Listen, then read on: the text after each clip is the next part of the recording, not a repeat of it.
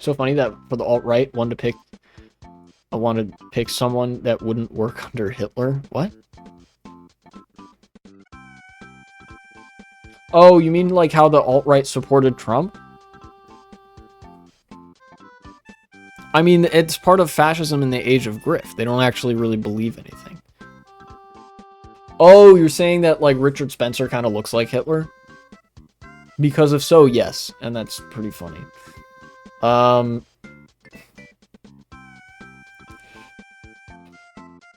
Speaking of, Richard Spencer is kind of, I did that React segment, but I think that's actually aged pretty poorly. Don't know why autocorrect keeps putting dots and halves in my sentences. He also looks like someone that would work for him. Yeah, he does. He's like an aspiring Hitlerite, is what he is. Richard Spencer is an interesting case to me.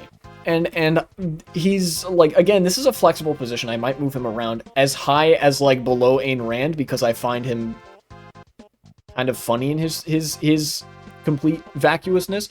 But fundamentally, this is, like, the beginning of fascism in its grift stage. You know, he's one of the early fascists who didn't really believe anything and was willing to be extremely opportunist if it meant getting him in front of the camera, and I don't think has any beliefs or convictions strong enough to lead him to a place like national syndicalism or national Bolshevism or even Nazism, where, like, they, as abhorrent and disgusting and, like, mass death as these objectives are, these were objectives that these are the ideologies held and genuinely believed, where I actually don't think that Richard Spencer believes much of anything apart from his own social media prominence.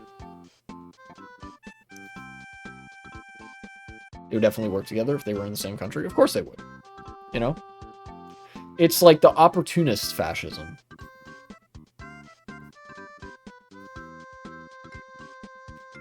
And this time, here's what's interesting. Here's what actually puts Richard Spencer down there. He's not even smart enough, I don't think, to acknowledge that in order for a fascist movement to be successful, they have to pretend to be socialists.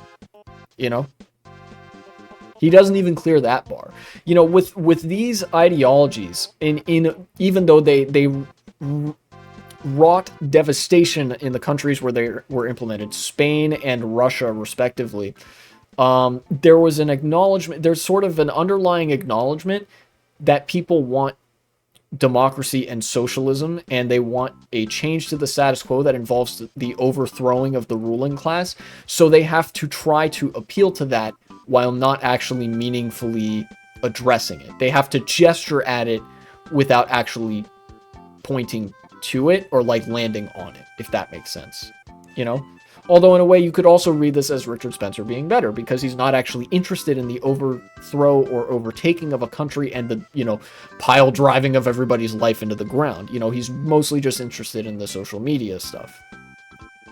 So he doesn't actually have these sort of aspirations that one of these guys would.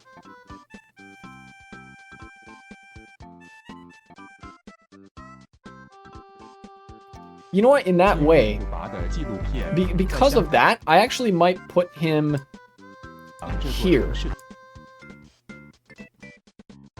Or maybe even here. Yeah, I'll put him here. He is, the fascism as a grift has done immeasurable damage to the modern political landscape. But I think for Richard Spencer, the saving grace is that he never actually, he didn't use a lot of very effective political organizing, coalition building techniques or tactics, and he didn't really build that effective of a coalition, precisely because that's not what he was interested in. And I think that puts him above these other fascists, is that he was fascist for clout. He wasn't fascist to gain government, like state power, and kill a bunch of people.